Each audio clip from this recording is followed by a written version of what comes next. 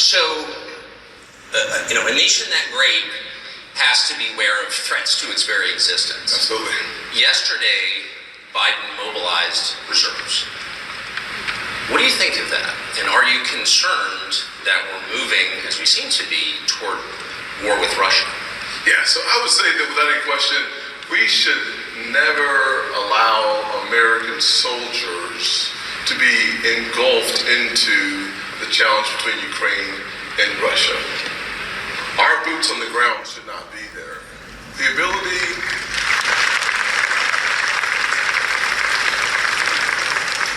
my mama wanted to preach her, so I'm going to stand up and do it.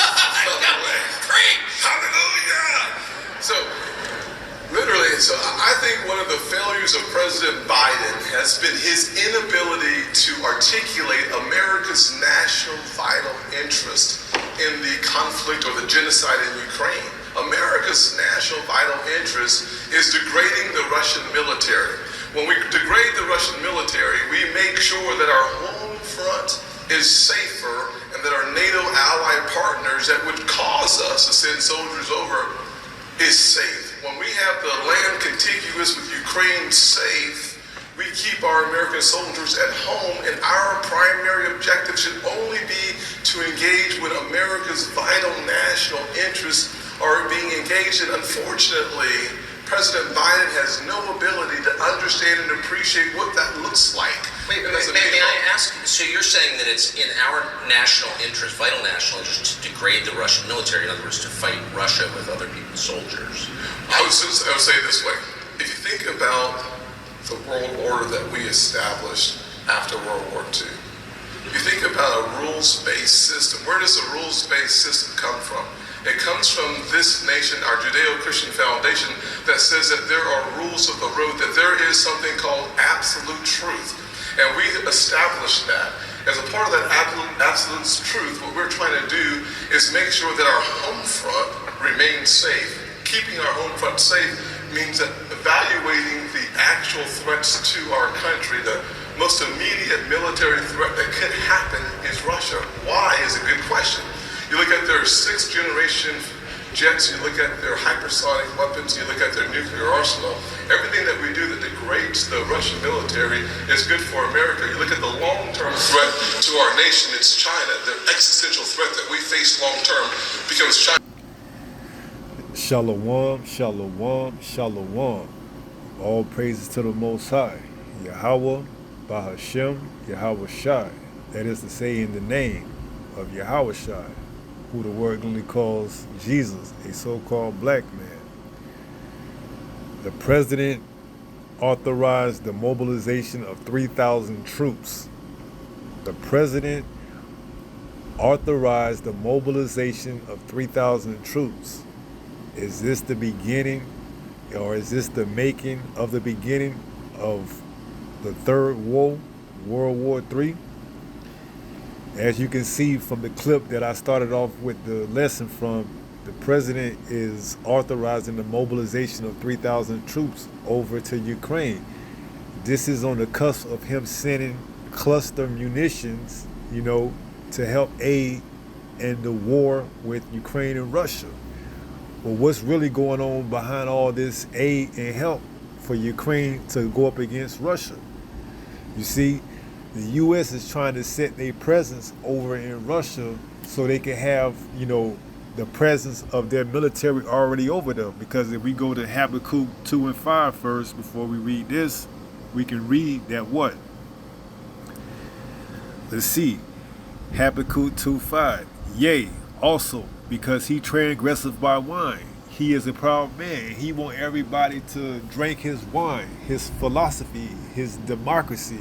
But these other countries, like Russia, don't want to drink this man's wine, don't want to abide by his rules or his laws. They want to be their own, state. And the U.S. trying to get Ukraine, or the Ukraine trying to become part of NATO, Russia's having an issue with that. But the U.S. want to put their presence in Ukraine to make Russia feel that, and we're going to get to that in a little bit. But it reads, he is a proud man, neither keepeth at home, who enlargeth his desire as hell. and is as death, and cannot be satisfied, but gather unto him all nations, and heapeth unto him all people. So you can see he's not satisfied with the affairs that's going on in his own home. He wants to go and involve himself in other people's affairs. So we have enough problems over here in America to worry about. He want to go and place himself in other people's affairs. That's just how he is. So let's read that again. Yea, also, because he transgresseth by wine, he is a proud man, neither keepeth that home.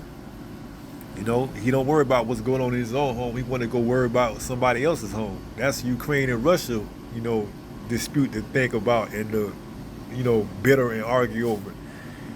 Who enlargeth his desire as hell, and is as death, and cannot be satisfied, but gather unto him all nations, and heapeth unto him all people. Because there's a judgment coming from all nations and all people to him, spoken of in Jeremiah, when they say, bend the bow, all you that have one. This place is gonna get that judgment. This is Babylon, America, man. They gonna get that judgment because all the other nations are gonna be fed up with all his bull crap, man. And they caught up. They in the time where they catching up. If they ain't already caught up with his technology, where they got just as many missiles, if not more, and just as deadly missiles, if not deadlier, that can come with quick swift, that can hit this place from thousands of miles away. So this man is not a keeper at home, man, and these other countries are getting fed up with him. And that's what brings us into this man going and authorizing the mobilization of 3,000 troops, because he feels the pressure, the noose tightening around his neck. Now you got this alliance of Brazil, Russia, India, China, and South Africa trying to, overthrow the dollar, and come with this new currency that's backed by, something tangible, gold. And they're supposed to have a summit in August to see how far or see where this thing is going at. And he already want to have his troops or his boots on the ground over there in case things go, accordingly. That's why he's supplying Ukraine with all this ammunition and all this relief aid and all these troops that are going to be put over there, because he wants to have something just in case it pops off and this brick currency, takes off. Because for the longest, the U.S. dollar was backed by the oil, and now these other countries that rely on oil is removing themselves from the petrodollar. And the U.S. don't have anything backing it. The U.S. dollar don't have anything backing it, but it's promissory. It's promising. And outside of that, these other countries are like, we can't eat off of that, So now the U.S. is going to what they been known for. That's his military. That's what made the U.S. so great, is his military. So that's really what's behind backing his dollar, is the fear of the U.S. military. But like I said in the earlier video, the military is not as it once was. From all this wokenism, the other countries are laughing at this military. So they figuring this is the best time to strike. So yeah, he putting his boots on the ground over there and involving himself in affairs that he don't need to be involved in. But that's part of his characteristic, his trait that's spoken of in Habakkuk 2 and 5, like we read. And don't get it twisted. Russia, they the same people. But they coming in the spirit of what? Of Magog, Gog and Magog. They coming in the spirit of God. So, they got something for Babylon, man. So let's go back to Revelation 16.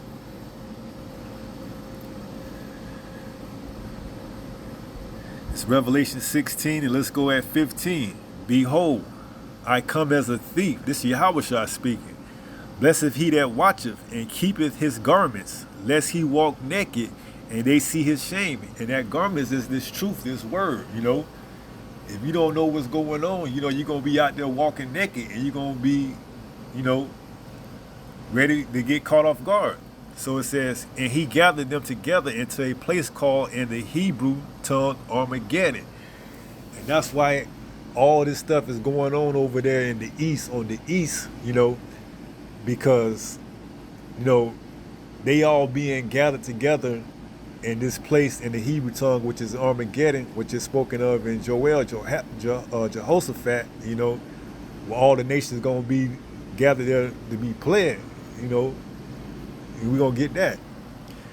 So it says, and he gathered them together into a place called in the Hebrew tongue Armageddon. So we could be witnessing the makings of this World War III getting ready to be put together, depending on how this BRIC currency meeting go at the summit that's supposed to be held in August, and how this dollar collapse. The U.S. is going to have to pull its best card it got, its military, man. So they want to be already have their presence over there. If they need more, they're gonna call up that draft, man. And a lot of y'all young boys are gonna be called over there to fight in this war, that mighty war that's spoken of in Isaiah the 4th chapter. We're gonna get that too. So let's read this one more time and let's move on to the next precept, Revelation 16. And let's just go down to 16. And he gathered them together into a place called in the Hebrew tongue Armageddon. So we could be witnessing the making of this third woe, man, World War III, because the way things are escalating, man, this can all be culminating into that, that war, man, that crisis. That's everything's gonna be. These prophecies just gonna come one after another, man. Famine of the word, Jacob's trouble, the mark of the mark, World War III. All these things could coincide together at one time, man. Then you're gonna have we're gonna get Yahushua coming back too to handle his work, do his biz. So this is in Joel 3. Let's just read it from the top. For behold, in those days and in that time, when I shall bring again the captivity of Judah and Jerusalem, I will also gather all nations and will bring them down into the valley of Jehoshaphat, and I will plead with them. And let's get that word plead, because he ain't gonna do no begging. If that's what you believe the word plead mean in this verse right here, that he gonna beg these other nations. No.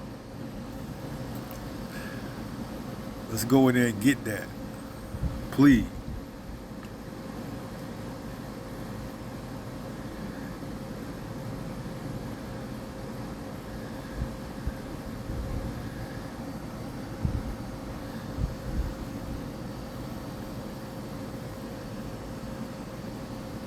Strong's H 8199.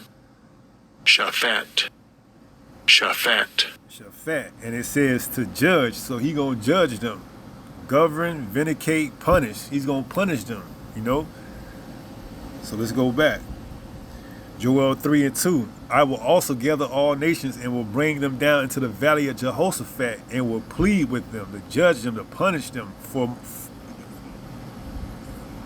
their. Let's start over. Salakia. I will also gather all nations and will bring them down into the valley of Jehoshaphat and will plead with them there, to punish them, judge them, for my people and for my heritage Israel, whom they have scattered among the nations and parted my land. Right. Because what did they do? Verse 3, and they have cast lots for my people, and have given a boy for a harlot, and sold a girl for wine, that they might drink. So they got rich off of us, man. Off the Hebrew Israelites, off the Israelites. They got rich off of us. They sold us, They broke up homes. So they got to. All these nations had a part in that. So now they got to be gathered into one area and be judged. He gonna plead for his people. And we know how he gonna plead. He gonna send his only begotten son Yahushua to get down.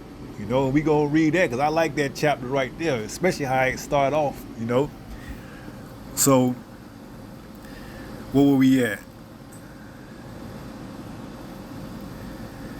Verse 4, Yea, and what have ye to do with me, O Tyre and Sidon, and all the coasts of Palestine? Will you render me a recompense? And if you recompense me swiftly and speedily, will I return your recompense upon your head? You know, and right, he gonna return it upon your head. You gonna get it, you know, because you had part in the trade, the slave trade on the coast, you know. So now you got to get what coming for you, you know. So let's go to where was we at? Joel. We did Revelation. Let's read about that mighty war, man.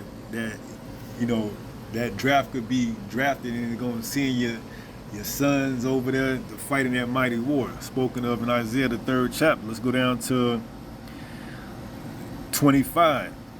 Thy man shall fall by the sword, and thy mighty in the war.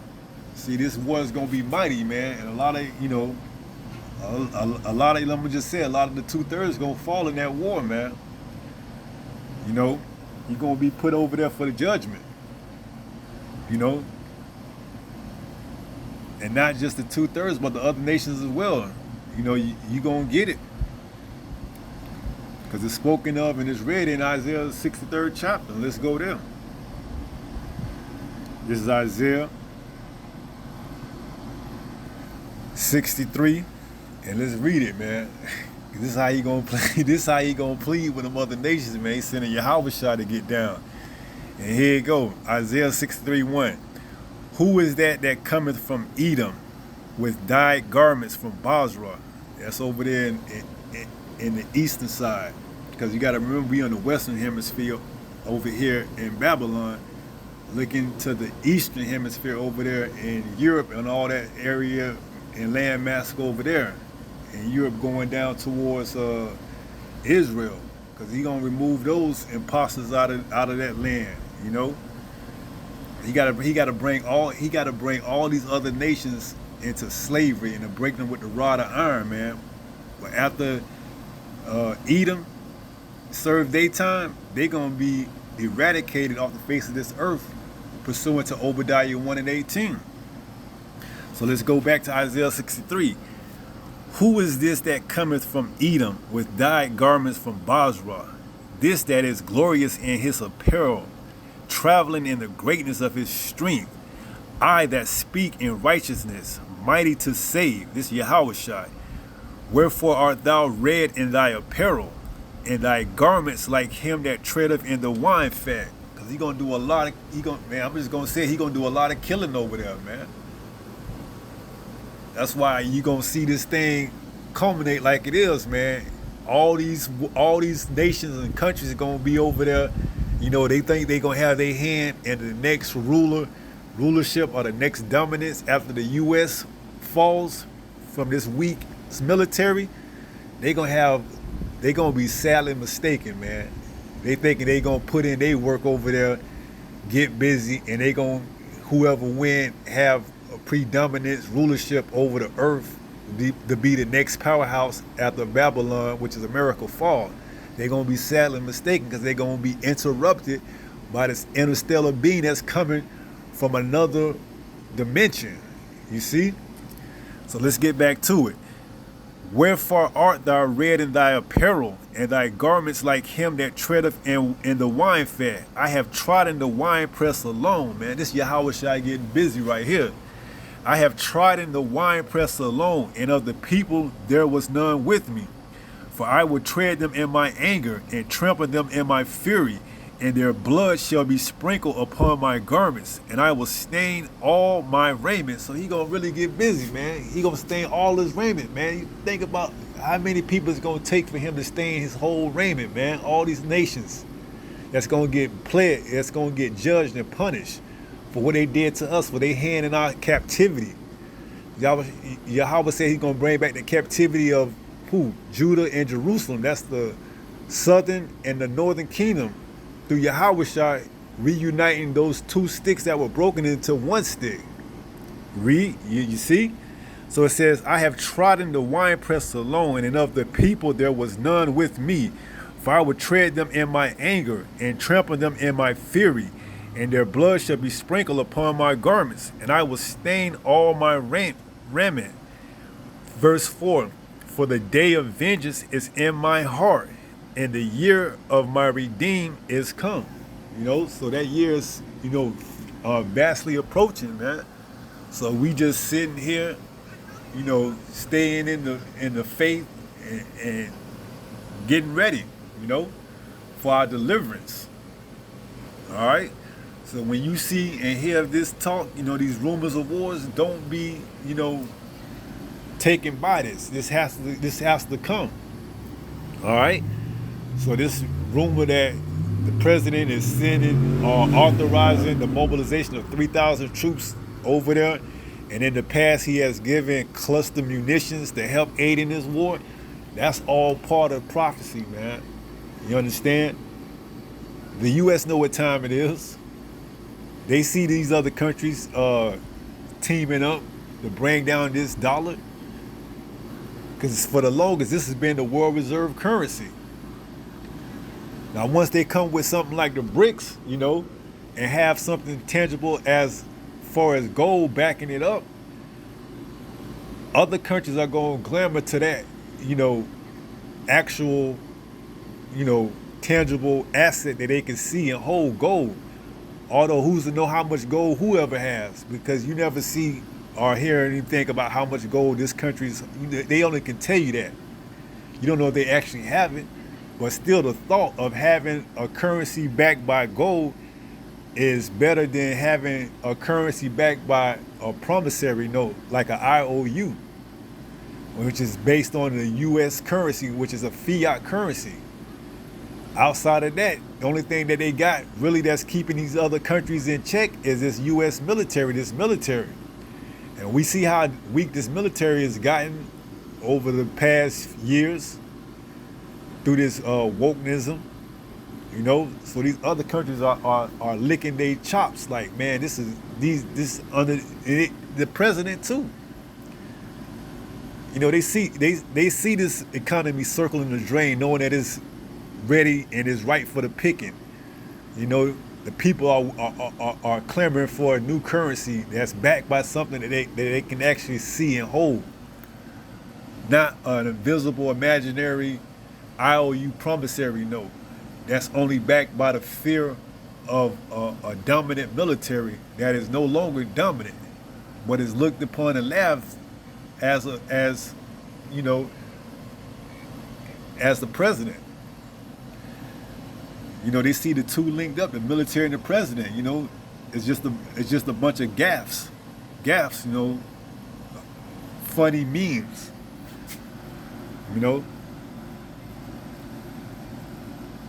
So yeah, this is part for the taking. Part for the course. So if this be, so be it. We here, man. You shouldn't be, alarmed when you see things progress and you see things, get further and further close to that time. We should know what time we in, according to prophecy. So those 3,000 troops may turn into 30 or 120 or however many troops they need to go over there to get this prophecy, to come to this mighty war, this third woe. So the U.S. is a powerhouse, man. Once they insert themselves into other people's business, then they got to back it up with that military, man. So if he authorized the mobilization of 3,000 reserve troops and he can't get enough and he has to call in, more troops, and things escalate more and more, and now other countries get involved, the NATO, EU, and all these other countries, here we go. You should know that judgment is coming. They get called into what? And what they call in the Hebrew tongue, Armageddon. They getting called into the Valley of Jehoshaphat, man, where they gonna get pled, judge. vindicated, punished. You know, you need to worry about yourself, making sure you doing what you need to be done, and need to be doing, so you don't get caught up in that. You know,